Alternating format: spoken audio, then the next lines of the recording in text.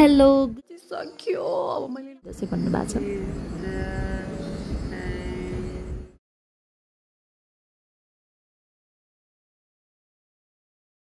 भाइ दाना यस्तो हेर्नुहोस् है, हाम्रो गाउँमा यस्तो यत्रो धेरै सेलरोटी।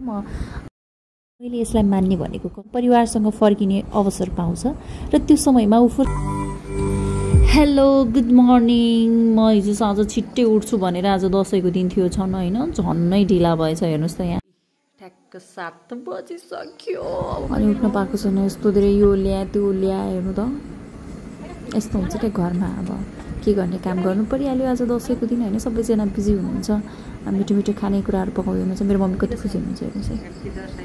सबैजनालाई ह्याप्पी दसैँ भन्नुभएको छ।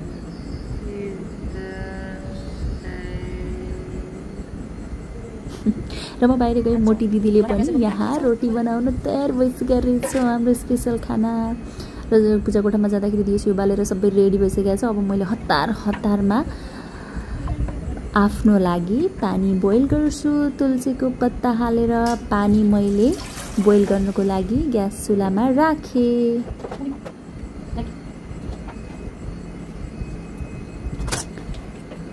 अनि त्यसपछि खाली समय किन उ गर्ने होइन भनेर मैले दाँत सफा गर्न र मुख धुनको लागि गएँ। अब पानी पनि बोइल भइसक्यो एकदिनसम्म र मेरो बिहानको सुरुवात भनेको गरम पानीबाट नै हुने गर्छ। यो अलवेजको मेरो रुटिन हो। मेरो मुखमा के आएको भाइ दाना यस्तो हेर्नुहोस् है, हाम्रो गाउँमा यस्तो छ। गाउँमा सबै महिलाहरू आफ्नो काममा बिजी हुनुहुन्छ र यो हाम्रो घरको आँगनमा सेलरोटी सुरु हुँदैछ। अब बाँकी रहेको मैले बनाउने भनेर मैले यहाँ हाइज्याक गरेँ है। मैले त्यति बनाउनु चाहिँ म रोटी त्यस्तो बनाउँदिनँ, तर आजलाई चाहिँ मैले ट्राई गरिरहेको छु कस्तो हुन्छ भनेर। तपाईँहरू हेरेर कमेन्ट गर्नु होला। यो सेलरोटी हो, नेपालको दसैँ तिहारमा विशेष गरी चाडबाडमा हुन्छ। यसमा घिउ, मकैको चामलको आटामा घिउ अनि चिनी डालेर बनाउने गर्छौँ। यो फर्स्टको मेरो रोटी हेर्नु त यहाँ बिग्रेर यस्तो छ हालत।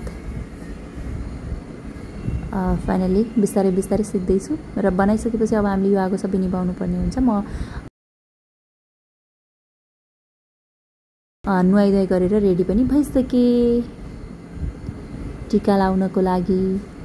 र अब मम्मीले मलाई टिका लगाइदिनुहुन्छ।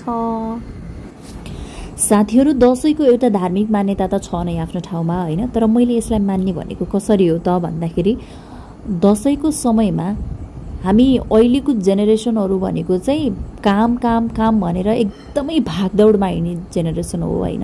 हाम्रो लागि चाहिँ वर्षमा एकचोटि भए पनि छुट्टी भइदिँदाखेरि सबैजनाहरू आफ्नो घर गाउँ र आफ्नो परिवारसँग फर्किने अवसर पाउँछ र त्यो समयमा ऊ फुर्सदिलो पनि हुन्छ। त्यसकारणले त्यो बेला चाहिँ एकअर्कासँग भेटघाट हुँदाखेरि, गाउँ समाजसँग भेटघाट हुँदाखेरि होइन, ठुलो मान्छेहरूबाट आशीर्वाद लिँदाखेरि र परिवारसँगको सामिप्यता, समाजसँगको सामिप्यता यसले अझ बढी सुदृढ गर्ने गर्छ। त्यसकारणले मलाई यो दसैँ चाहिँ एकदमै धेरै स्पेसल लाग्छ।